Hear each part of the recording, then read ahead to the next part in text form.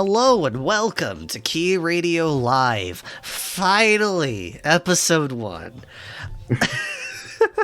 Which episode 1 is this?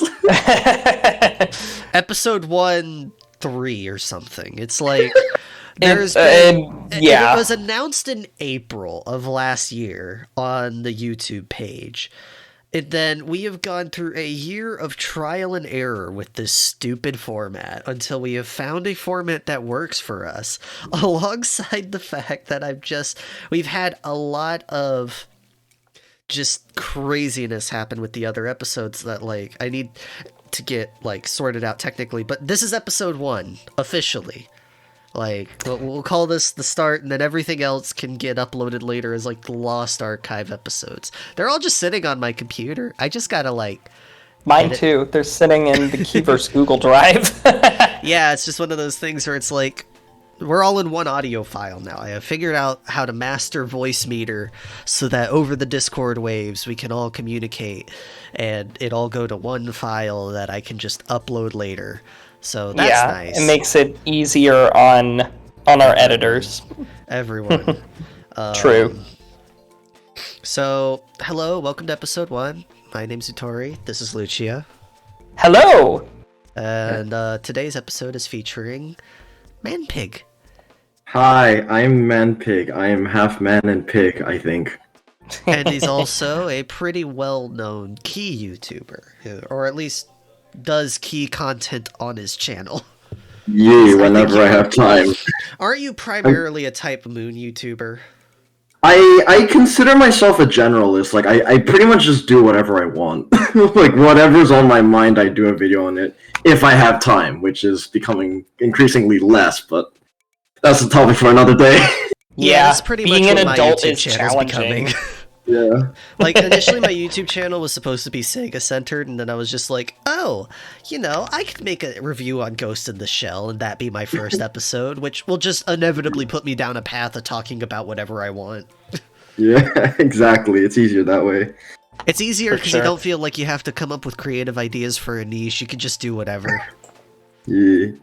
But anyways, this is Key Radio Live, a Key podcast made by Key fans for Key fans, and we're just here to talk about Key most of the time. I know, right? Shocker. Unbelievable. If you have made... There's a lot of stuff, though. We'll never run out of topics, I promise. Yeah. Probably not. It won't happen. If you have ever never heard of Key, like, if you are coming to this podcast somehow, like it just showed up in your recommended and you do not know what Key is, first of all, I'm sorry that you are very confused right now. So I'll give a brief context that most people here won't need, but in case you have no clue what Key is, Key Visual Arts is a company that creates pretty well-known visual novels and one of the most iconic animes of all time, i.e. Clannad and Clannad. Two of the most iconic animes of all time. Oh, and Angel Beats. I should give Angel Beats more credit than... Yes. Its opening has like 10 million views on YouTube or something. Like, it's... Something crazy like that, yeah. So, they're just a really cool story. Like, they're cool story writers. I'll call them what they like. Key is the company that writes the stories. The studios that do it, like PA Works and Kyoto Animation and stuff, and JC Staff, they do the anime adaptations. But Key is like the masterminds behind the whole story. They make the stories. They make the stories that the animators adapt. Yes, which is. Important work. It's good work. They do really good stuff. Visual novels are good. Like, any fan of anime from the early 2000s, mid-late 2000s will probably recognize the name Jun Maeda. He's one of the primary writers for Key. So if you happen to know him and just didn't realize that that's the brand, well, welcome to pain and suffering. And love. Lots of love. Drama, slice of life, pain, and fun. That's the motto here. And a lot of crying. For sure. And a lot of crying. Yes, there's a lot of baseball. And baseball, too. Baseball, definitely. But nah, this episode's sort of an icebreaker episode. Like, get to know us as the hosts, our experiences with Key, and also the like servers experience, because for those who don't know, we record these episodes live on a server in a Discord stage where we have an audience that just is really great. Honestly, couldn't ask for a better audience. They love to interact Really with the good podcast. people. So Yes. if we're ever referring to someone like in the group, like we'll probably use their usernames. Just know if you can't hear them, they are there. They're just listening. We might have some of them on in future episodes, because I don't want to leave this exclusive to just like a certain set of hosts. Definitely. So, our key journeys. A year ago when we first recorded this episode, because this was technically the first episode Lucia and I ever did, it was very awkward because Lucia and I didn't know how to podcast. Right. It took us a while to get into our rhythm of it. So. And long of the short of it, while that episode, a lot of it will stay the same, a lot of it has changed, especially for me, because of the fact that we've had an entire new year of Key, which has arguably been my best year as a Key fan. It's probably been one of the best years Key has ever had, like, in general. Probably mine too. So... Yeah. It took me back to 2018, which awesome segue to the start of my yeah, you're up first. I'm a relatively new Key fan. Like, whenever I say relatively new, like, there's a lot of people, like, all respect to Helios Alpha, Takafumi, and a lot of the original Kazumatsuri forum members, who had basically been with Key from the start. Those people are insane, because they've basically been with Key since its conception, if not before that, with their tactics works. Right. What's crazy is the fact that, like, as much as I love Key, I've only been around for, like, 4 years now?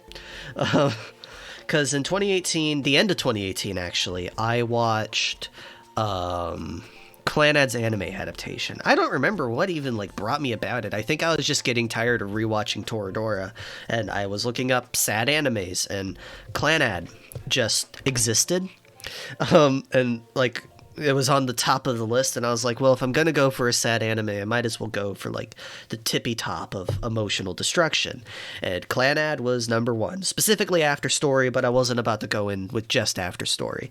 So I watched the first one, and it was the first anime since Toradora that 100% sold me on the anime from the start, and it was in that opening scene where Tomoya is talking about how much he hates his life, the town that he's in, but then Nagisa brings color to the entire scene, and that was the moment I realized I had fallen upon something very special, because the emotions I felt during that scene stuck with me, even if my general opinion of Clannad is not a hot take, but, like, my take is that it is pretty okay. And overall, like, as much as I love Clannad and I respect it because it's what got me into Key, that moment, that scene, and a lot of After Story are what got me into Key and sold me on what Key does. And from there, it was just sort of like, my good friend Platty can attest to this. I just sort of just went on a binge for, like, what was it, 6-7 months? It was very unhealthy. Basically leading up to the time you and I met, because you and I met right around when you were at the end of that binge. Yeah. So. Because you had joined the original Key server. And then you and I had joined a bit before this, but you and I really started talking right around when Kami-sama started. Yep. Which was Platty dove into Key like Scrooge dives into his money room. Yes, exactly. Kami-sama feels like it happened very recently, but it's been It's over a year ago. It's over a year ago. That's not what has happened to time. Right? Oh my god, how did that happen? When did that happen? What? For the record, feel free to, like, interject on any of my Key story, because, like, I don't mind bouncing off of people. So, yeah, of course. Heading into 2019, I'd finished Clannad January, like, 2nd. I remember that date very clearly, because it was the start of, like, my Key obsession. Right after that, the 6-7 month binge. Yeah. After that, I read Rewrite. which is a very odd order, I know. But pretty much, I went to Visual Novel Database, looked at all of what Key made, because I heard they were a visual novel studio, and 2 titles stood out to me. Summer Pockets, which was Japanese exclusive. So I wasn't going to be able to read that next, even though it's the one I wanted to, because it just spoke to me. At the time, it was Japanese exclusive. Yep. Right. And then... We didn't get it till 2020. And then I saw Rewrite, which happened to have a translation. So I read Rewrite because it was the one that intrigued me the most because it sounded very different from Clan Ed. And oh boy, how right I was. So heading into the Rewrite experience was very funny because that's when I got Platty to try Key. And Platty can probably type her Key story in the chat and I'll read it off later, but pretty much what had happened was in showing them Rewrite, I was like, yo, this is what it's like. And they were apprehensive and stuff, and I was like, here, try something smaller, because after I had finished Rewrite, which was like took me like a week, I had binged it like that, I ended up read Rewrite in a week took me like 2 months. Yes, I read Rewrite in a week. It's my 3rd favorite key work for a reason. I've read Very this impressive. novel 11 times. Oh my god, I don't think I've read anything 11 times. I've read Rewrite randomized. Yeah. Which is a mess in of itself. But Uttori sounds more mature. What the heck? Probably because I'm sick. For those who don't know, I am ill at the time of recording this. You will hear a slightly different voice in future episodes. Could be great. But Key was very... Then after that, I watched Planetarian. Watching Planetarian is like how I sold Platty on Key. I was like, watch this. It's like short, it's 2 hours. You can watch it, it's 5 episodes. I know you can do it. And Platty can talk about the impression that they got from it, but in the end, it got them into Key. And then after that point, I was just like, here we go. I went Angel Beats, then I went Air, then I went Canon, and then it was Charlotte. Which was around the March time frame. Like, whenever talking about this, just know it's been the course of like 3 months right now. I've reached Charlotte, so all that was left was Harmonia, Clan Ed's visual novel, Angel Beats' visual novel, Summer Pockets, and Little Busters at the time. Oh, and Tomoyo after. So those Worth noting that at the time, sorry to interrupt, worth noting at the time, Angel Beats' first beat was also Japanese exclusive. Yep. So heading into that, I read Tomoyo after, and my opinion has not changed on that, but because this is supposed to be a positivity episode, let me just say I won't be sharing my opinions of it. It's mid. Sorry, what? You upset a lot of people. Is Wisp in the chat? He is. Okay. Yes, Wisp is one of our members. He likes to say everything is mid. Literally everything. Anyways, moving on. So, love you, Wisp.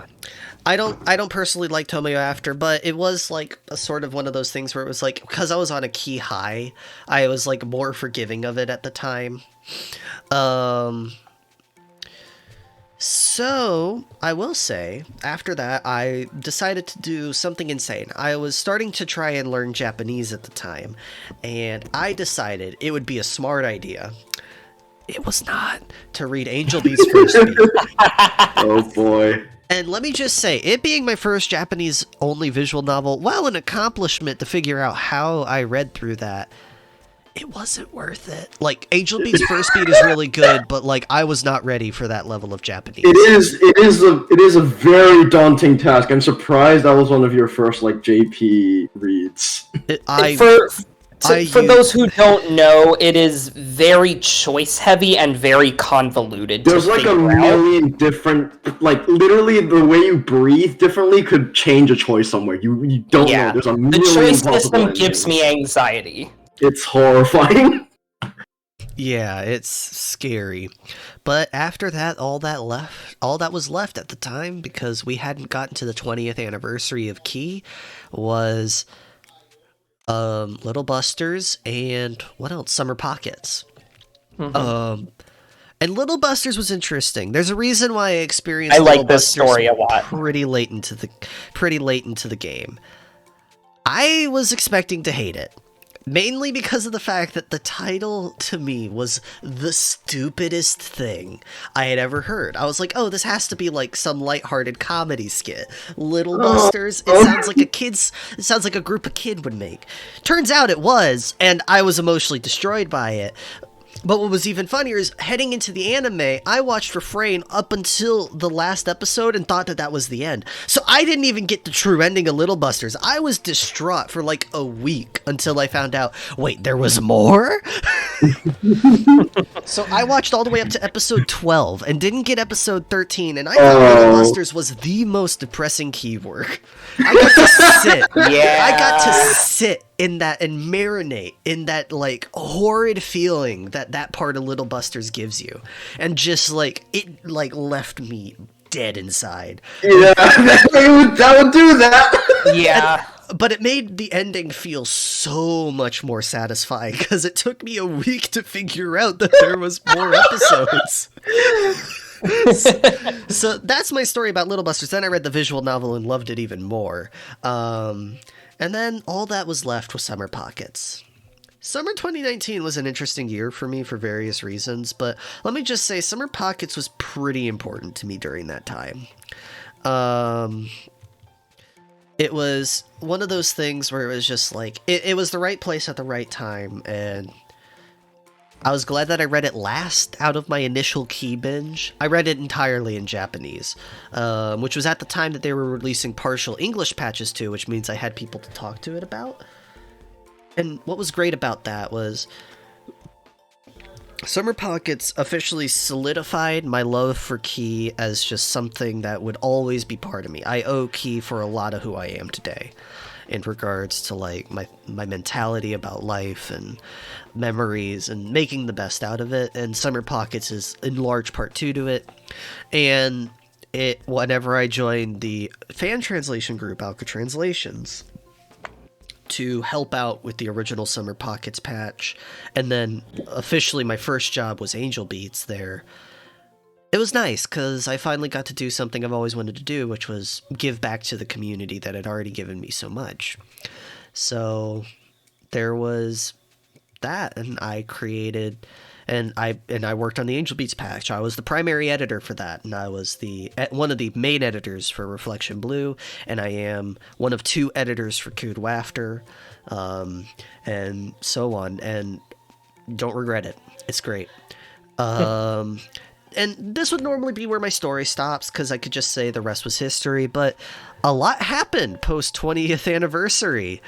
This is where the story stopped last time we recorded this, but we got more. 2021 happened. And, 2020 and 2021 happened. Just a sec. Yeah. What was Key's founding date? I forget. Like, I know it's January. No. Wait, no. What was Canon's release date? Canon's release date, June 20-something, 99. Because that's whenever they count the anniversary, is that date. Canon's date. Yeah. Because that was their first work. So, right. June of 2019, Key unveiled their 20th anniversary stuff. And the story would have ended even last year, pretty close to where we were at, because Kami-sama was still airing. June 4th. I June misspoke, 4th. Sorry. So, yeah. June of 2019, it was just one of those things where it was like, what's next? And if I was talking from just last year when we started this podcast, the story would have ended a lot sooner, because while we had a lot of announcements, we didn't have a lot of product yet because of the COVID pandemic that delayed a lot of stuff. The Rona delayed everything, but at least Kami-sama delayed everything. But Kami-sama. Yep. But then 2021 happened, and delays only go on for so long. Yep. So to talk about Key during this time, I think I'll just go linearly. In 2019, they announced that they were going to be doing 3 new kinetic novels Actually, no, we just knew that there was going to be a kinetic novel project. We didn't even know it was 3 until 2020. Yeah. We got an announcement of a new anime for the PA Works trilogy. We got an announcement for a special multimedia project, and everything else was a mystery. Soon after, we got reveals of Heaven Burns Red, which still hasn't come out yet. Soon. Knock on wood. It won't come out But soon. we did think it was canceled at one point, and it turns out it's not. So I'm very happy. It just came out of nowhere, which was a joy. It was great. Goodness. Sorry, my parents were laughing. Furbus, we're gonna have to cut that out. I'm the one that's going to be editing the episode. I know, it's just fun to make fun of Furbus. Furbus, please cut it out for us. Furbus. Love you, Furbus. But no, heading into 2020, obviously that was a rough year for a lot of people. It was an especially rough year for me, and the work that really turned it around for me was, well, Kami-sama and Reflection Blue, because those both came out at the same around the same time. Yeah. And Reflection Blue was the first one, and to think that there was going to be an expansion of a key work that was my favorite was just astounding to me, because it was twice the length. Like, we got 4 extra routes, plus we knew that there was going to be extended epilogue stuff heading into it, and it just excited me. So, and of course, I knew I was going to be working on the translation for it, which excited me even more. So I read Reflection Blue on day 1, fell completely in love with the Summer Pockets, and then we got more info on Kami-sama, and I watched it. And this is around when Lucia and I met. About a year after I got into Key. And Kami-sama's sort of what brought us together, because we were one of the few people defending it at the time. Yeah, it was a rough road. And, like, while I am at a point now, and I think you are too, where, like, I can see some of the criticisms, definitely not all of them, but some of the criticisms for it, I still love this work a lot. I love this anime.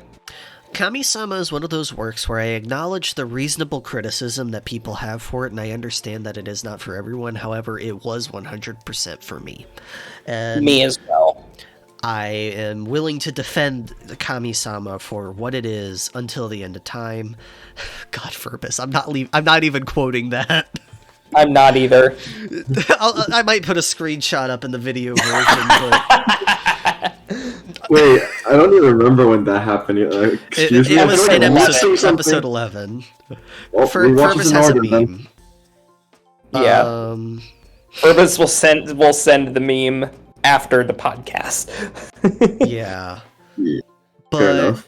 in the end, I will say, with Kami-sama, it brought Lucia and I together because he got inactive in the original Key server because of the negativity that was there, and I just stopped talking about Kami-sama while it was happening.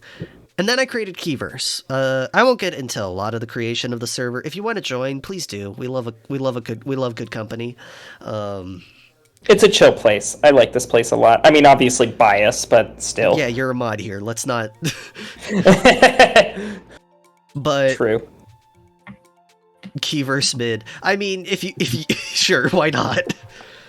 But no, Kami-sama was our first event. We watched the last episode of Kami-sama literally 2 weeks after the creation of the server, and it was really cool to see because we got to just see people's reactions, and from there we just had a lot. There was the Cood Wafter movie. Kaginado got revealed on April Fool's Day. That was an event. Yeah, all of us were like, all of us much. forgot it was April Fool's, and we're like, whoa, what's this? And then we went, oh, it's April Fool's, and then Key was like, but it isn't.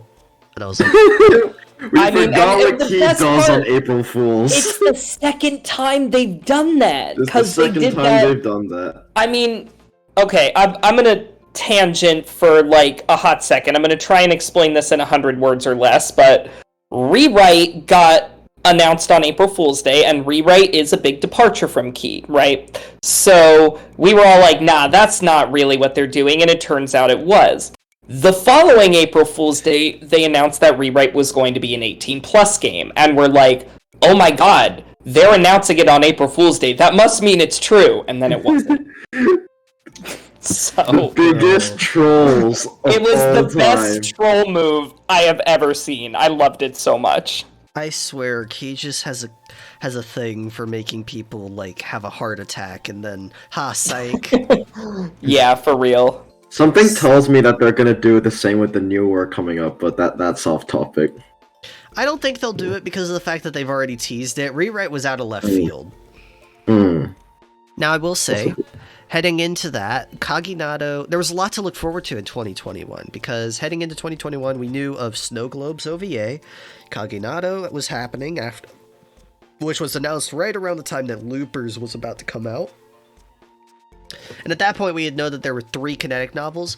Lunaria was going to happen, Stella was going to happen, and we were all just living in the blissful, like, Key world. And we were being overfed. yes, very much so. And I will say, it was great. I loved it. But I was starting to wear a bit thin. Like, head out of Loopers, heading into Kaginato, and towards the end of Kaginato, I was sort of just going, this is all great, but I'm a bit worn out. Like, this, like, it was almost like not overfed, because I don't want to say like there was too much content, but I was definitely reaching a point where I felt pretty ho-hum with the Key, like the Key brand. Then Lunaria happened and completely changed my opinion about it, like 100%. Lunaria brought me back to that 2019 moment where, like, it was just like, whoa. And it reminded me why I love Key all over again. That opening scene where Luna Q is talking about a wolf and a bunny, the moon and the earth, a love story that oh my gosh, 340 kilometers. It's just, it's great. 340,000. Yeah, my bad. And it just... that one. And it just... Yeah, no, it brought me back to that moment, and ever since then, it's just been... Like, I've been on a high. Like, I've got that, not copium, but like, just, it's Key high. I'm really excited for Stella. It is. Key meth. Key meth. Nice Hype. one. just inject the tears into my brain. Hopium, as Xanax says. Hype. So before we move on to the other hosts, we do have our first set of Key stories, because I did get Sep to send his in. Okay. And we have Platties as well. I'll reference my name in first person for Platties just because I'm reading it off. Angel Bees was my first Key work, and it was one I knew before I knew what Key was. Then Uttori got me to watch Planetarian, and I was so entrapped by it that even if Uttori hadn't told me to watch Planetarian in one go, I would have done it anyways. It left an impact on me since I don't really go for that genre, as well as it doing so much with only 2 characters. After being stubborn for years, I finally warmed up enough for Clannad's anime, which broke me. That scene had me curled up on the floor sobbing for an hour in voice chat. I can confirm. You were in that voice chat. It was a sight to behold. After being stubborn for years, I was finally warmed up. By the time I got to rewrite, was still being stubborn about getting dragged further in, but then I was fed a few more examples of what Kotaro was like, and my first VN ever became rewrite, and ever since then I was totally sold on Key as a whole, and by then I have even been a wholehearted fan of everything I've experienced thus far. Now here I am, helping test the English pack for Reflection Blues, and so desperate for Lunaria that I am sitting through a machine translation to read it. It is wonderful. It really is. The voice chat in which Platty cried was hilarious, just because I was like holding it back. You had already been through it. Yep, you know, you were Amino in that situation.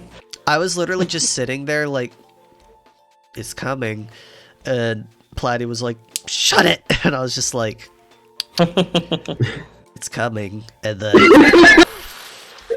yeah, it was just basically bullying at that point. Yep. Let me pull up Seps right quick. Yep. Unlike most people who have discovered Key because they were anime fans, it was my love for narrative and Japanese games that attracted me to the franchise. After having played visual novels on DS, I wanted to play a real man's visual novel on PC. One of my first PC VNs was Canon. I knew nothing about it except it was popular. I remember thinking, wait, is she going to say Agu during the whole game? I was expecting Canon to be a cliche dating sim. I continued the game both as a guilty pleasure and to understand better visual novels. Then I played Ayu's Route. Its mystery was mind-blowing and made me cry my eyes out and taught me an important life lesson. I already experienced a lot of the stories by this point, but it blew away any kind of expectation I had for fiction.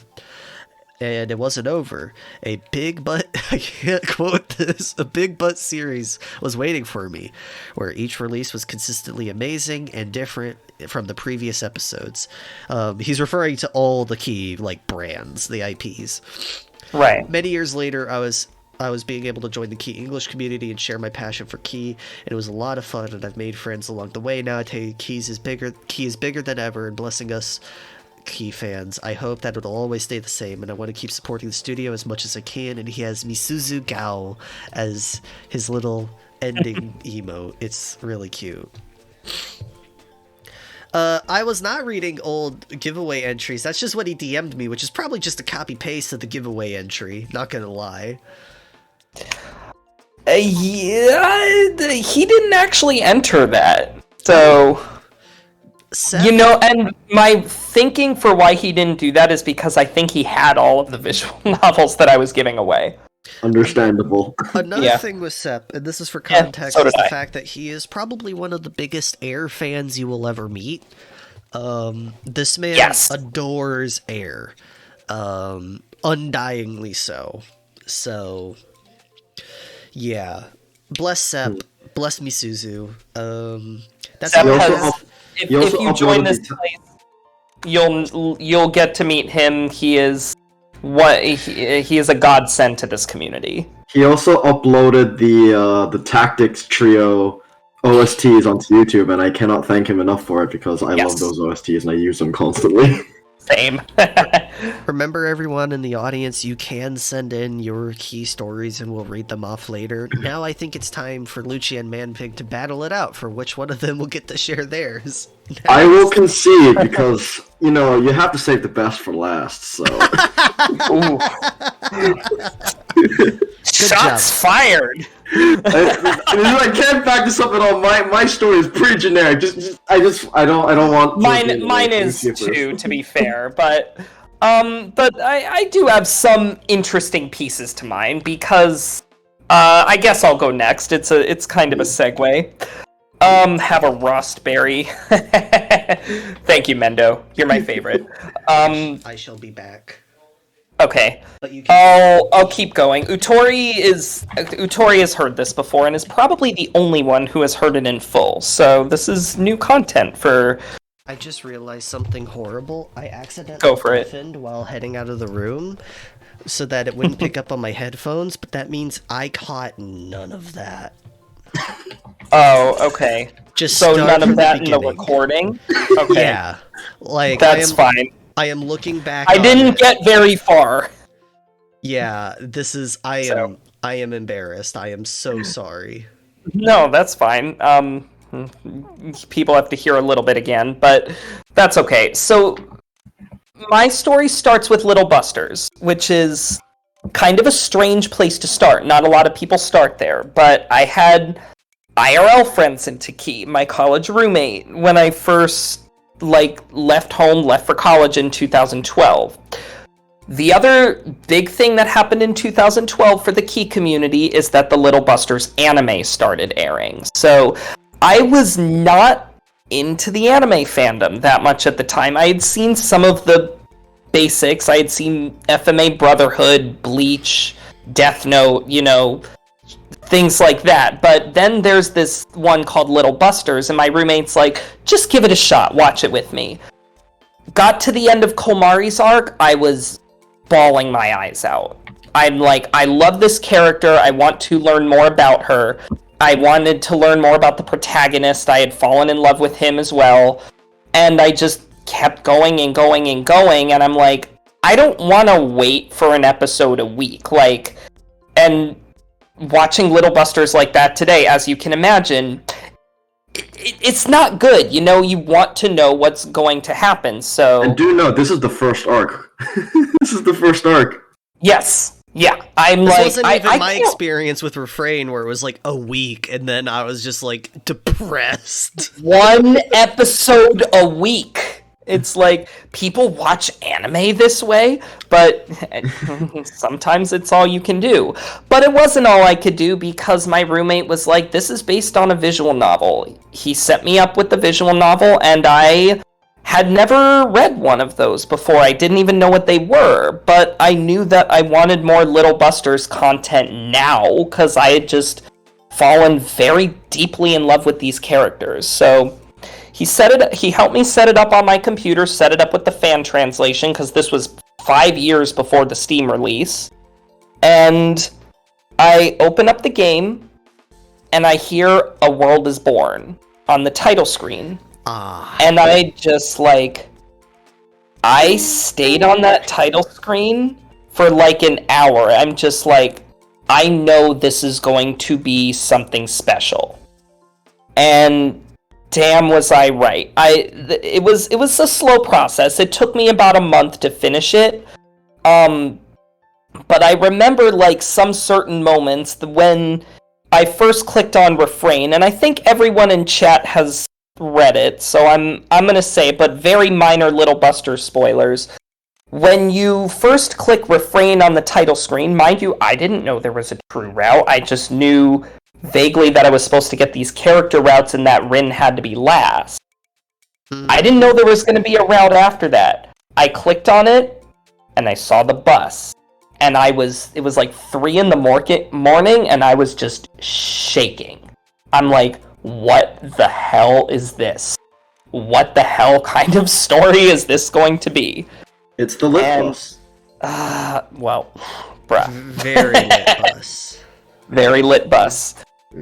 It had just completely sold me on what this story was going to be. I ended up loving the crap out of Refrain. I think it did change my life for the better. Without getting too deep into all that stuff, I can one day. But I do feel like I would be a very different person if I didn't have that right place at the right time story. Kind of what Summer Pockets did for you, Uttori, but in my case it was the very beginning of my key journey, not the ending. Or not the ending of that part of it. Mm-hmm. So after that, I needed more content, so I read Kudwafter. I was taking Japanese 1 at the time. I was actually, like, trying to get through it. It was very difficult. Shirakiri is not the hardest key writer to read in Japanese, but she's not the easiest either. So I'm like, okay, I'll do MTL, machine translation for it, and also had my fluent roommate helping me with it. Ended up loving the crap out of that too. Kudwafter is actually good. Don't listen to the naysayers. The all ages version is better. That wasn't out at the time. That tends to always be the case. I haven't read that, but and yeah, machine translated my way through the EX routes because those were not translated at the time either. We only had an interesting beast. We only had the OG lit bus. Yeah. That was a very different time. It was a very different time, and I'll get into this on a different episode. I kind of prefer it in its original form, but that'll be an episode topic for another day, because yeah, there's a lot of people that'll disagree with that take. I understand why people disagree with that take, but again, for another day. So yeah, after Kudwafter, the air translation dropped, so me and my friends had all read that, loved the crap out of that too, was a completely different story from Little Busters, but I still loved it just for different reasons, even if it didn't stick with me in the same way. It was pain. It was definitely pain. Air bordered on Utsuge at times. It was just like, whoo. Oh yeah, Air is... Air definitely borders on Air Summaru is just like nothing good happens. The story. Air is like summer route for Air is like the like sadness is just like I always come back. And it's just like it's just persistent.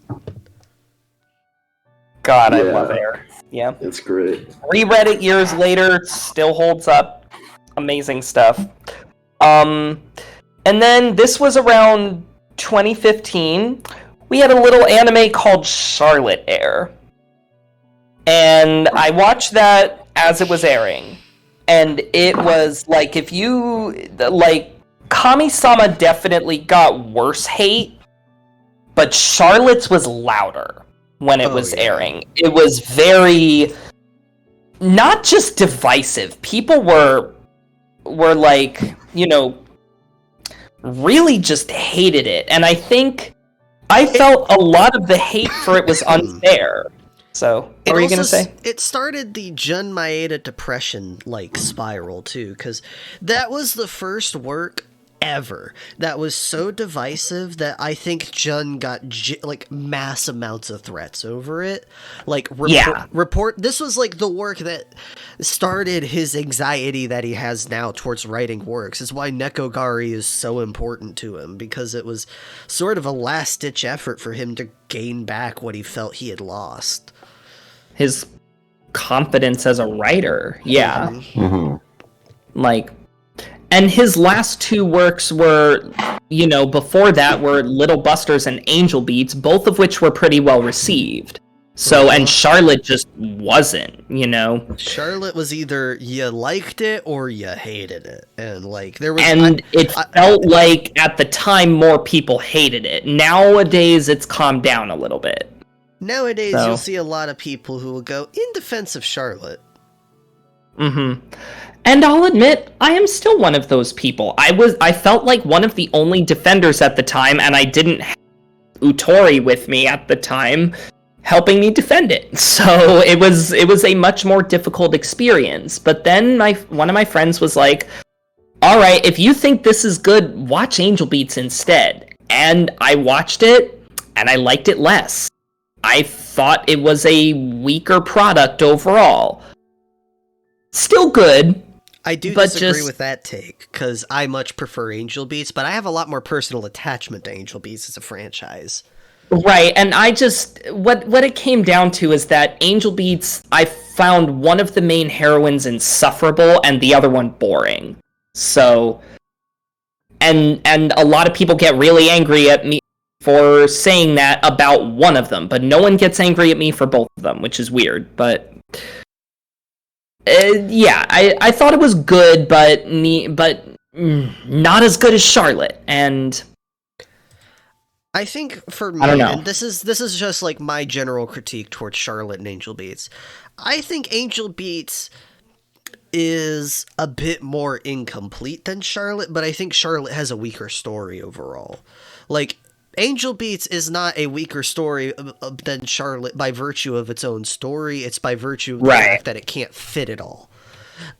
Charlotte is just a weaker story thematically and narratively to me overall than I would say Angel Beats, because Angel Beats' concept has so much to it that just resonates with so many people.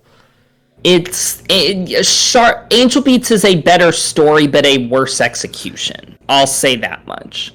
Like, that's my take on it, basically. But yeah, it was not a great time, and then, like, Rewrite's translation had dropped in 2013, and a lot of my friends were reading that and not happy with Rewrite, so I skipped it for a while. And then the Rewrite anime came... Yeah, big mistake. Then the Rewrite anime, obviously with who I am, the Rewrite anime came after that. Everyone was really upset with that, so that further turned me away from Rewrite. And we'll come back to Rewrite. Manpig right here, like, I'm about to wreck everyone's whole... I am so excited for when Manpig's going to talk about the Rewrite anime, but since he shot me, he has to wait his turn. I don't know if I will, but I will say, I am the one rewrite anime defender. You are not the one rewrite anime. I defend it too. I defend it too. My allies. You are just the one person who defends it over the visual novel. Yes. That too. I defend the anime. But no, I the just rewrite don't anime is recommend it over the visual novel. Yeah. I don't either. I just like it more. Yeah, shout outs to Bill. He said me and Lucia seem to agree on mostly everything with Charlotte. Yes, and that is, I think, one of the anime he and I bonded. So. Okay, wait. Yes. I actually gotta point something out here. Go for it. I can't say I disagree with Manpig here, because here's the thing. As much as I think the rewrite anime is a mess, if I was gonna pick a version, like, right now to sit down and re-experience, just because I generally had a lot of fun with it, it would be the rewrite anime. Cause, like, over the VN. Oh yeah, like, as much as I love the visual novel, don't get me wrong, the anime, there's a lot to be loved. I love the ED that they put on it. I mean, it's the Harvest Festival one, but rearranged. I generally like the anime original arc. I like a lot of what the anime does comedy-wise. It's my favorite version of the common route that they've, like, kind of put together. Because it uses Harvest Fest as Kagari. Yeah, and I love what they did with Moon and Terra route. So, like, overall, I don't know. Like, I don't disagree with Manpig here. The rewrite anime is not a bad choice if you're going to re-experience rewrite, especially if you I like don't disagree with him either. Like, yeah. The only reason, I'm not alone. The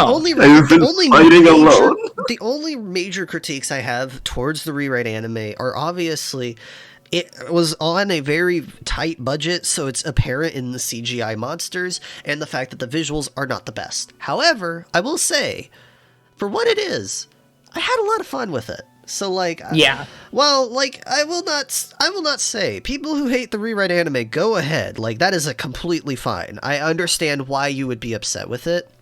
It's not one of those things like Kami-sama and Charlotte where I rush to defend it when people crap on it. You know what I mean? Yeah. It's like one of those things where it's like, if you don't like it because you've read the visual novel and you're like, this is not the adaptation I wanted, that is perfectly fine. You are completely within your realms. I don't think it's an adaptation at all. It's a reimagining of rewrite. It essentially isn't. They brought in the original writer and everything, but yeah, I feel like it's getting a bit off topic. Yeah. It's cool. Just spread the positivity of rewrite anime love, because believe me, I will be. Like, because I'll summarize a little bit heading up to it. Like, I didn't, becoming an adult is hard, and I stayed away from Key for a while, but then in 2019, the Kiwani fight happened, and I watched Clanad, stopped watching it, read the visual novel when it launched on Switch, and then just binged through the rest of Key. I went like Clanad, Planetarian, Tomoyo after Rewrite, Canon. Don't read Canon right after Rewrite. That messed with my experience with Canon a little bit.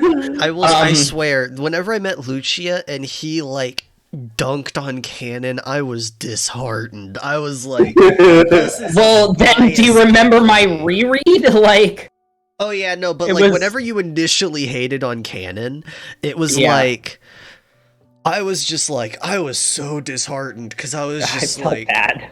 I was like, oh, this is my bias pick. Like, if I was gonna pick a key atmosphere I love most, it's Canon, and just seeing like you dunk on everything was just like,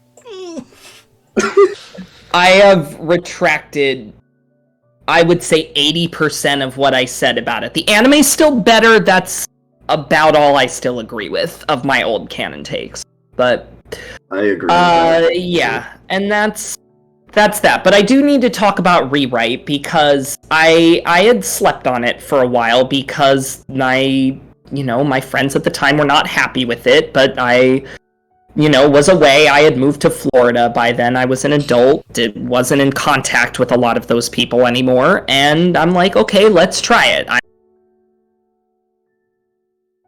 And I saw Lucia on the cover.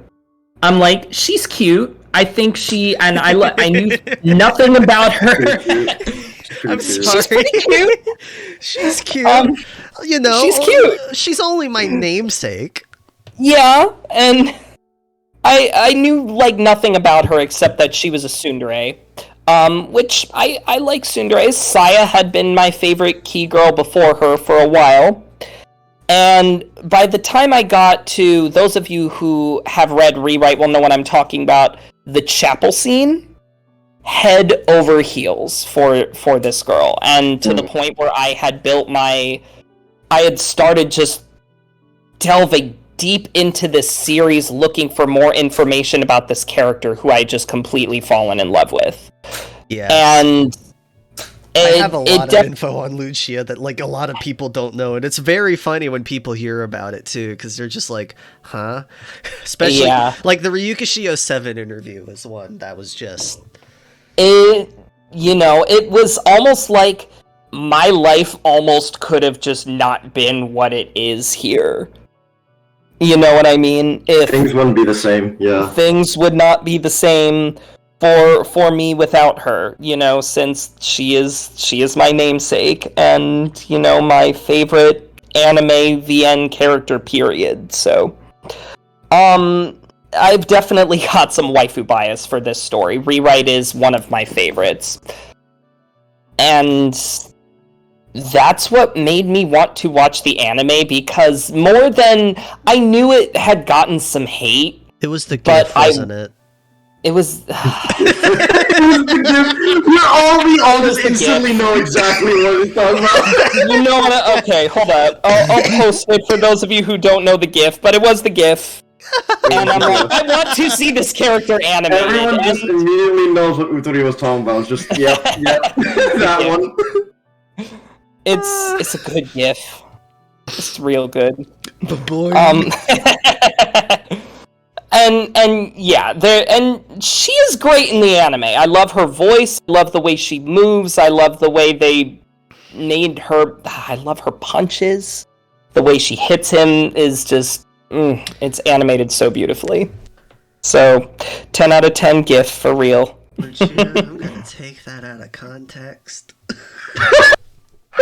What? I'm gonna take that. Take what? The punches. I'm gonna take that out of context. Yeah, I'm trying to keep the simping under control. I feel like Uttori, who VCs with me a lot, can hear me trying to keep it under control. Lucia up in here, probably behind the microphone, just twitching like, I need You're not wrong. Like, I could go, we'll have a Lucia appreciation episode, as long as I get my Inoue Akira appreciation episode. Oh, of course. It'll happen. And as long as Manpig gets his Hoshino Yumemi appreciation episode. I would appreciate absolutely. That. I would appreciate appreciating Hoshino Yumemi. Yes. For sure. Definitely. Oh, dang, Bill, are those all from here? Those are all from here. I would actually... So Xanax just said... Oops. I say Xanax. Xanax. Okay, Xanax, how do I pronounce your name? I have been calling it Xanax, like the medicine, for so long. Same. Like, it's challenging, but... This is just... Xanax, okay. Yeah. Well, so Xanax just said Chihaya appreciation, but I'm the only one that shows up. I'll do a Chihaya appreciation episode with you as the guest, because, like, seriously. I appreciate Chihaya a lot. Third best rewrite girl, so... Which is significantly higher than most people put her. Yeah, so I'm taking too long. I'm just gonna skip ahead a little bit. Uttori talked a lot about our story together with Kami-sama. Yes. So I won't get into that much, but I do need to talk about Lunaria. Woo! Because that's really where, first of all, where it ends, and second of all, where it's just a special moment. Because I didn't feel the burnout that you did. But it still took me back to the very beginning because, as Platy had said earlier, I couldn't wait on it. I had to read it, machine translation also. But I was there, like, the moment it dropped. And it was the first time for that. I'm like, this is the moment I feel like a true fan, where I'm just there the moment it drops and just binge it all day long. I was so jealous because I was in a car driving 10 hours, and Lucia was up in here. It'll be the only time I've read something before you.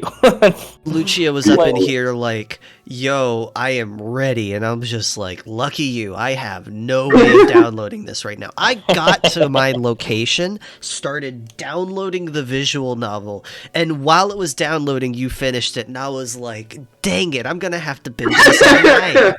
And I did. I didn't sleep but like 3 hours because I was just binging Lunaria.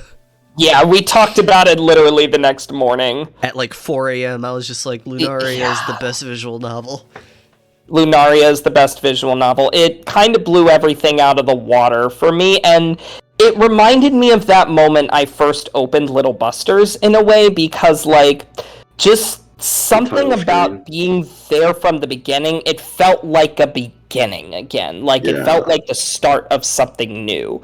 And this is, like, kind of a second renaissance, because I have a whole group of new friends with this server who love Key with me, and I love this place. I love all of you. I love Key. I love Lucia. It's a very positive. Sentimental. Wait. No, I never said you could make it sentimental. No. You can't get us. I can't help myself. You can't be having a Little Busters tier speech from like. I'm not going to make anybody cry. Okay, my voice is but it's okay. Bill, I'm crying. Bill's trolling. Turns around with tears in his face. Do you really think I wanted this? I get that reference. All right, well, I'm gonna stop because I've said my piece. But when Lunaria gets a translation, which might be sooner than we think, it will be something I am very much looking forward to talking to a lot of y'all about, because it is a very, very special work. So it sort of marks where Key is at now. Like, it is the benchmark Key work of their new era, in my opinion. Yes. It has a lot of what is experimental, but a lot of also what is very classical about Key all at once, and it shows what Key can be on both sides of that coin. And it's great. Will you like it more than your traditional Key work? I don't know. You might not, you might. Who knows? But it doesn't matter. You and I did. Give it a shot. Give it a read. That's all that's really important here. Lunaria is gonna hit that planetarian tier of no matter what, like, you think about it, like planetarian like it, think it's okay, hate it. It'll be one of those that most people will go in recommending as one of the starter works. It is a very good introduction to Key. Definitely. I can agree with that. And because it's not that much of a barrier to entry, because it's short and it's kinetic, and it will hit where it needs to hit. I want it to become the new gateway work for the visual novels. It'll definitely be one of them, especially once, get on this, Key. Release it on Steam, please. It is, with a good translation. It is 10 hours long. You can do it. I know you can. On my knees. Baba Sensei. I'm gonna read ZNX and Bill's stories, right. and then do we want to go to Manpig? Yeah. You're missing Eska. He didn't ping. Eska? So, okay. Is it below ZNX or above it? In the middle of ZNX and Bill. Okay. I'll read Bill if you want to read ZNX's. Okay, sounds good. So, ZNX says, 2020 was a disastrous year for me. My intro to anime began when some friends who dragged me out of the lowest point in my life told me to watch Angel Beats. Now at the time, I didn't know Key was the studio behind Angel Beats, but it spoke to me unlike anything I had ever experienced up to that point. I had a newfound appreciation for the anime, a medium that The stories Key tells are some of the best that touched my heart and changed my life. Clannad, Angel Beats, Little Busters, and recently Rewrite have been such fulfilling experiences, and I am grateful and I am grateful to have been introduced to them thanks to those old friends. Without them, I would not have been here today. With everyone in Keyverse, shoutouts to Keyverse, continuing to love Key for hopefully many more years to come. Thank you all for this amazing community you've accepted me into. CNX, this place would not be the same without you. I'm sorry, I'm not allowed to get sentimental. I can't say more than no more Little Buster speeches, please. No, but Song for Friends starts playing. I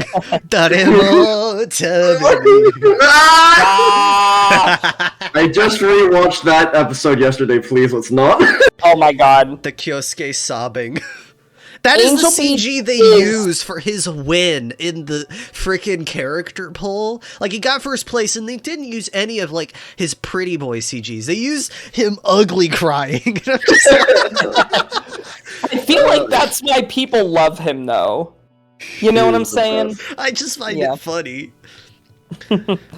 So, yeah, what I was gonna say, though, starting with Angel Beats is, I feel like, a place a lot of people start because on the anime side, it's pretty accessible being a one-core. So popular.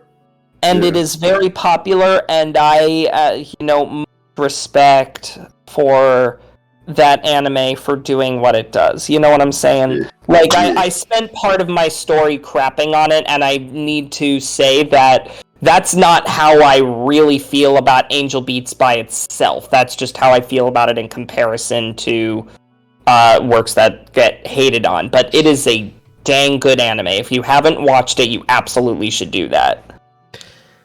Yes, Angel Beats is good. Angel Beats is definitely good. It is very good. Escaz is pretty short. My entry into the King fandom is a bit of a long story, but the shortest answer to the question for the podcast would be that I watched and fell in love with Clannad and decided to watch most of Key anime, and I decided to read the Clannad visual novel, which led me to read other visual novels, and most of the ones I have read are from Key. That is a mood. Like, it was only until about 2020 that I started reading visual novels that were from different studios, starting with Pull Top and Miyazora, and then that just sort of got me further into the medium. Now time for good old Billy Boys. I never really watched anime. My first and only anime really was Teasing Master Takaki-san, which was some cutesy dumb fun anime, and I always found Clannad good anime though. Anyways, good anime, really funny. Really funny. Anyways, I found Clannad on Netflix, randomly checked it out, and I wasn't completely sold on it at first, but there was one thing that did keep me going. Yo-hey. I just found the lovable idiot hilarious, and it kept me going. Anyways, Clannad ended up being amazing, and the first time the anime medium made me feel emotion. It was the window that showed me that Key can create some of the best fiction and stories and characters in anime and visual novel format. Anyways, Yo-hey is based in a Chad in conclusion. We all Lucia doesn't like Yo-hey, but I don't know. Yes, I do. I do now. After my most recent he only sucks in 2 of the routes. He's good in the other 8. So I love Yo-hey. Like, so if he's good 80% of the time and for like 90% of the anime, I could safely say I like him. He's a lovable idiot. I was wrong about him. And he's based in 100% of not Kami-sama, Kaginato. Like, absolutely. He carries Kaginato. He is the entire mood of Kaginato, basically. He's just, I am chaos, you will bow to me. Yeah. And I did. I'm just gonna throw that out there. Okay. Alright, well, I guess that leads to... I'll read Spiral, and then we'll head... Yeah, Spiral just posted, and then we'll head to Manpig. Alrighty. Alright. Sure. Spiral, Shiawase Spiral, which... is the happiness spiral from Little Busters. Big Komari fan, much respect. I didn't even watch Spiral. I didn't even watch anime at all until I was 30. But after watching K-On! In fall of 2020, I found the Clannad anime. It gripped me from the first 5 minutes, same thing you were talking about, Uttori, and never let go. I started reading the VN alongside the anime, and in that way VNs too. Please know I fell in love before even knowing about After Story. I was on a Clannad high for months. It made everything else seem dim by comparison. I feel that. It didn't occur to me to take another drink from Key well until 6 months later with Little Busters followed by Air. Those really glued down my identity as a Key fan, that and joining this server, which has been a pure positive experience. That is beautiful. I think before we move on to Manpig, I would like to say, because there is an important aspect of, I think, all of our Key stories that has been left out because of details and mainly spoilers, but Lucia, your favorite Key character, minus Lucia, is Komari, right? Yes. Okay, I was making sure that still stands, and my favorite is Absolutely. Shiki. And both of those characters play vital roles into our identity as Key fans, I feel. Because... Oh, yeah. And I know Hoshino Yumemi plays a vital role in the Manpig, so I think we'll go through a brief rundown. Mine will be sort of a promotion for Shiki's route, because not a lot of people have read it yet.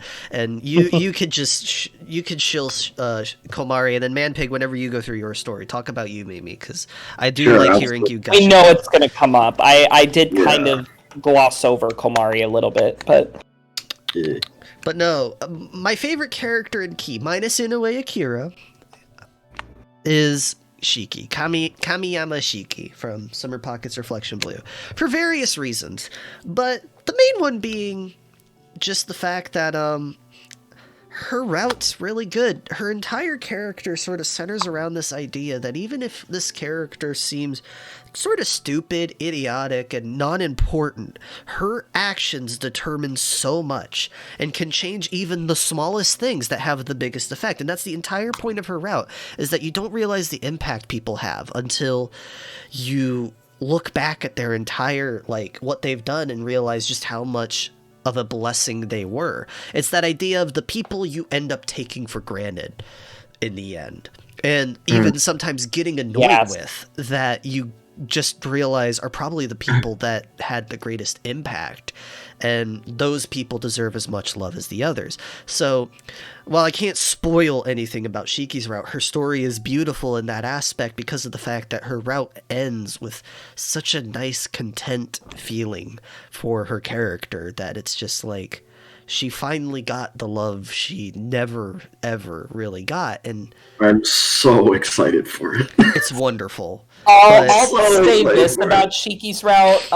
Uttori had been hyping it up for months for me before I had read it, and I went in already with high expectations because I think Shiki's really cute, and I had gotten positive word about her route before, and it still exceeded my expectations. It is hard to hype up amazing that in every route. way. Fluff, you're making me emotional over Shiki again. You owe me. Though it pains me, I beg of you. You got any food?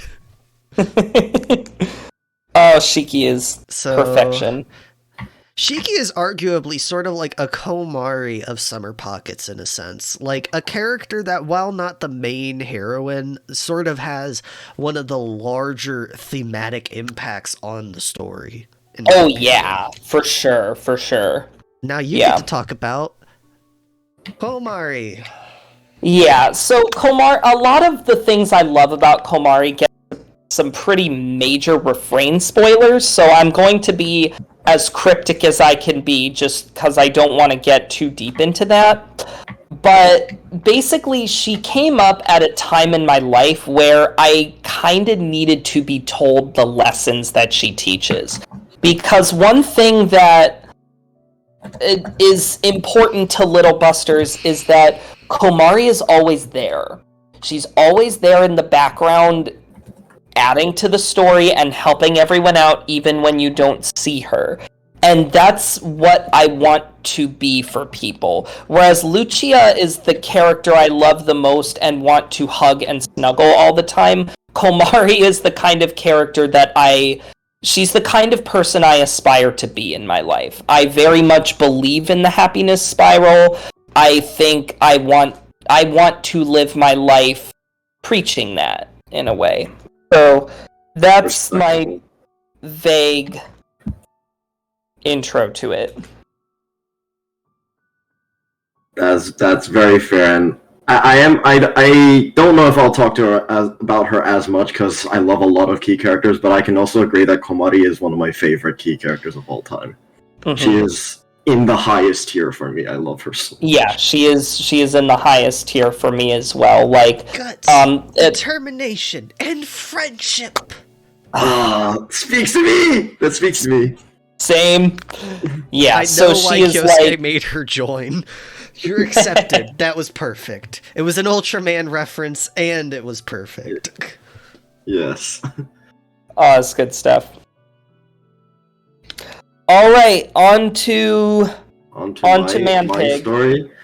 Alright, well, I think this is actually the first time I'll be sharing my full story out to anyone, because I just never really had a chance to talk about it, and never really had a need to.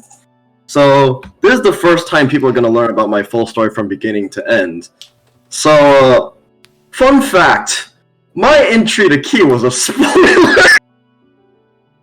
Oh boy.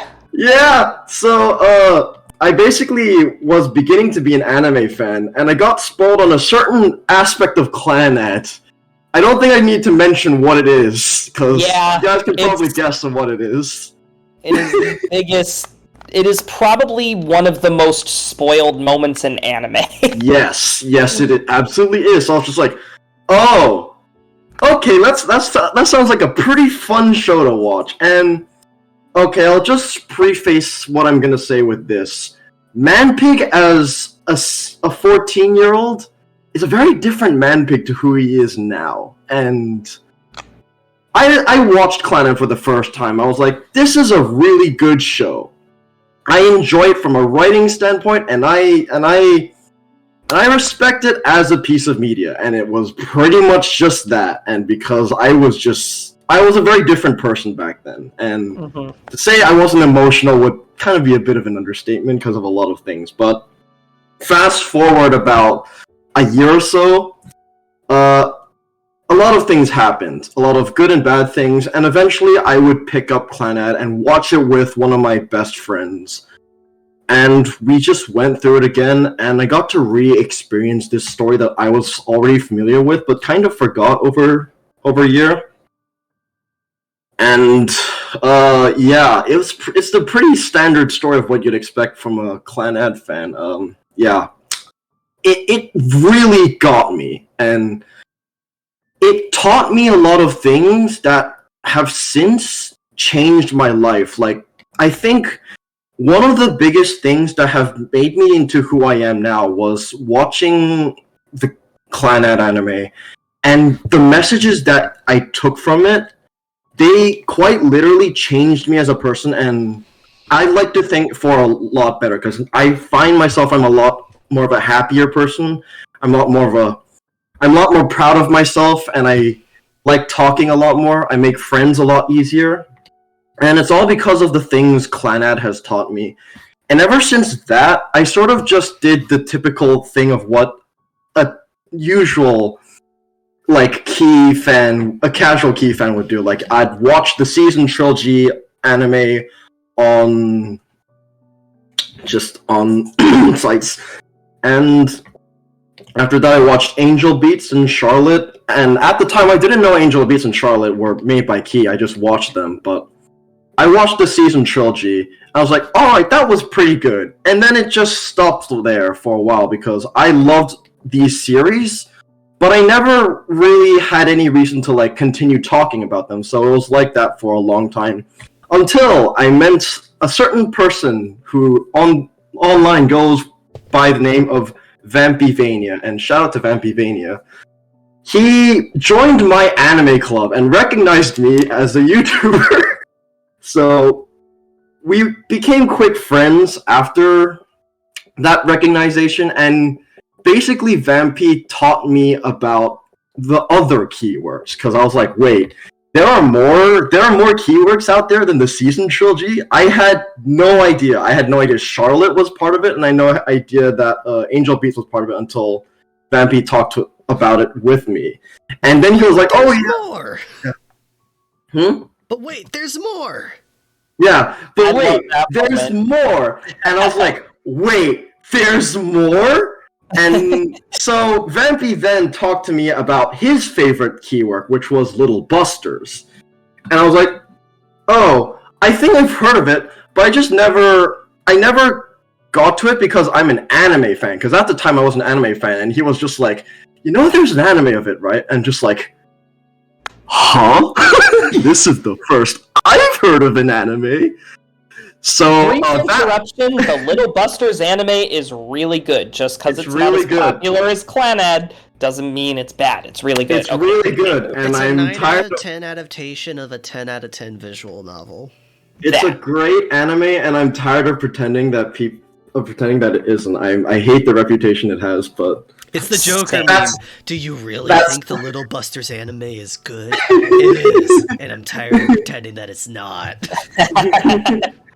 Yeah, but that's a topic for another time. So basically, I watched the Little Busters anime, and so for me, Clannad was a very special story, and I never at the time thought anything would be equivalent to it. But that night where I just watched Little Busters, I felt a resonance I haven't had ever since I saw that first episode of Clannad, and even now.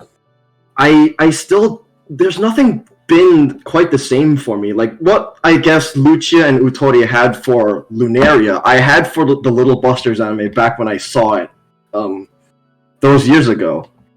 And then I watched it, and then I got to Refrain, and I that night broke me. It broke me in the same way. Did you binge it in a single night? No, I did not. I'll say that right now. I did not binge Little Busters in a single night. Refrain was one I binged in a night. I will say I did binge the second half of Refrain in a night, but I did not binge the whole series in a night. Yeah. But so I binged Refrain, and I was like, tears in my eyes, just sobbing. I was like, oh my god, this is. I remember, like, the feelings that I had when I first watched Clannad, and I was just like, I love this franchise, and I remember it, and ever since that, I just fully dived into it more. I was like, I need to see all these stories. I've been missing out on too much. I've only seen 3? 3 ain't enough. I'm gonna go all in. And so, next, I checked out Planetarian, and believe it or not, I thought it was okay at first. And that was only... Wait. This is the biggest shocker of the night. This is the biggest... Yeah, as I said, this is the first time I'm revealing a lot of this story. But do note, I only watched the OVA, and it was only the OVA. So, I missed out a lot of stuff. And, then soon afterwards, I watched the anime... not the anime. I read the visual novel. And that entirely changed my perspective on Planetarian because you know how visual novels tend to have monologue? Well, the anime doesn't. Junker's perspective is a big deal. It is such a big deal, and to say that it changed my perspective in Planetarian would be the biggest understatement of the century. Because... I can say, not to interrupt, but to interrupt. Mm-hmm. It's okay. Planetarian's anime is not a bad adaptation of Planetarian. It is not a bad adaptation. It is not a bad adaptation. I'm not saying that. And I will say, while you do lose Junker's monologue, I do feel you gain quite a bit overall in just seeing Yumemi in her animated form, because I will admit that is my favorite version of her, is seeing how her expressions change, like in the in the subtle moments. And also we just get more of extra cast characters like the staff, and like we get them voiced and with visuals and stuff. We get to It is as good as an anime adaptation of a visual novel can possibly be.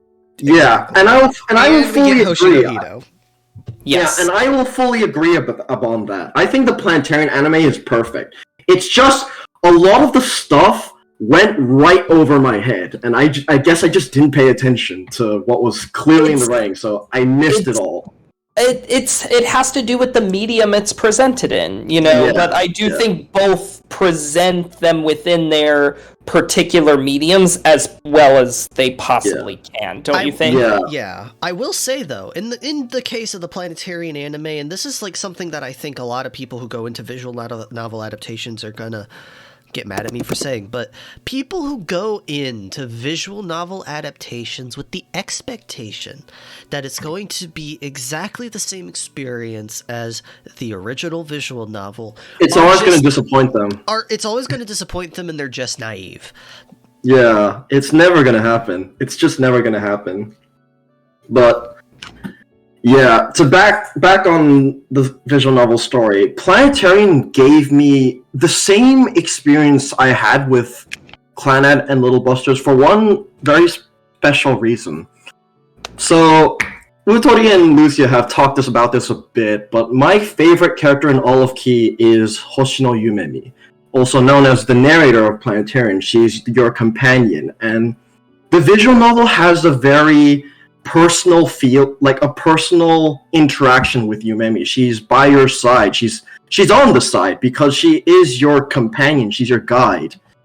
And that personal feeling wasn't something I've ever really felt with a character. And I didn't really get this from the anime because, well, she was just another character on the screen, but not there by my side in the same way the game was. And reading the game, it really felt like Yumemi was not just talking to the Junker as a character, but she was also talking to me as the reader. And I saw through the Junker's eyes this character, and I interacted with her. I listened to what she had to say, and the thoughts that the Junker had almost mirrored the thoughts that I had while reading the story. And that when she got to the presentation, and I just realized the message that Yumemi was trying to tell me all this time, and she just shared me her dreams and hopes, and I was so moved by that. I was so filled with hope for what she had to say, because she really felt like a character that was teaching me this. She gave me something that quite literally changed my life. She gave me a new perspective on the world in the same way that Clannad changed me as a person, and Little Busters also changed me as a person. Their messages all stick with me. But Yumemi felt like a character that was specifically telling me the story of her own. And it felt like a friend almost, and that's just why Yumemi means so much. She passed on something as a character to me that I truly hold in my heart. And now I call myself the Yumemi devotee because I've also been touched by her story so much that I pass it on myself. Similar to what the Junker does at the end of Planetarian, I share my opinions and share her story to all the people I know because I was truly changed by it, and nothing on this planet can really replace what she's given to me, and I truly love her as a character throughout. She is my favorite character in all of fiction, and I treasure her in a way that I won't really treasure many others. And aside from that sappy story, I also just read the entire library in a single summer because, I said I wanted to read everything that I had missed out on. I meant everything. I read everything I could. I read all the visual novels. I watched all the anime, regardless of its reputation. I watched the originals, the remakes, the OVA, the one OVA, the hentai that I hated. I just went through everything. Oh my god. I didn't leave a single thing unconsumed. Even if I hated it, I pushed through because I love this franchise and I love everything about it. And then we went to 2020 and we got the announcements. I was like, There's more. I love new content. And then And I would just scream throughout the entire year of hyping up this franchise, like screaming out my love for Little Busters and Clanad and everything out there. And I haven't stopped. I'm still screaming right now. And right now, obviously, I don't know what I'm saying. I'm just like, this is so good, guys. You should peep it. And I'm just like, and then 2021 came, and I joined the Keyverse. I was like, oh my god, this is the community. I love this community, and I got to interact with everyone here, and I could not be more grateful for it, because it's just so much fun talking about all these stories and interacting with the community. And then I also began writing my own story that's been inspired by Key, because I just love everything that this franchise has offered to me, and it's quite literally changed my life on multiple occasions. I love everything they've made. Like, it's just nothing has been the same for me. Okay, yeah. So funny thing. All three of our stories, one thing we all have in common, I noticed, we all had a binge somewhere in the middle. Yep. Oh yeah. It's I great. will say something funny here. I have my music player that has all of Key's OSTs set to either loop or randomly move on to a new song. When Manpig started talking about the projection scene, it loops about 5 to 6 times before moving on to another song, so that like the song just gets to stick around. And Gentle Jenna was the song it randomly decided to shuffle to after he started talking about the projection scene, and it's just looping now. It's great. That's what you call fate. He manifested Gentle Jenna into existence. I will say about the projection scene. I am the Yumimi devotee. I do love the projection scene, and I will talk about it, because why not? Because it is a scene it sticks with me a lot. Yeah. Not because of like the visuals, because the visuals are gorgeous, but it's Key's thematic prowess at its rawest and just sort of most bare. In Planetarian, the sadness of Key is just represented in the world. You have this character who is stuck in an abandoned planetarium on basically life support. The entire world is running out of humans soon. Life is basically all but gone. And it's so bleak. It's very bleak and gray. And then you have Yumimi, this character who, color-wise, contrasts this world. And to me, she always represented what Key has always done thematically, which is, despite all the sadness, despite all of life sucking, despite everything that goes wrong where we might just want to throw the towel away and just give up, there's always that little bit of hope. That thing that just keeps us going. And that's Yumimi. She's just like, because later in the visual novel, as we know, she is revealed to know that the world is broken. Like, her naivety is not 100% unaware of this fact, but she just keeps that steadfast hope. And that's sort of what Key is thematically, is just that idea of, regardless of how sad it is, regardless of how much it sucks, we're all here. Yeah. It's great. We're here because we're here.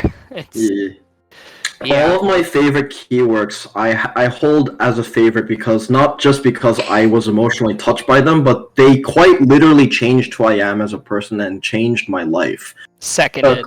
Clanad is my favorite because it quite literally saved my life and made me want to give it a second shot.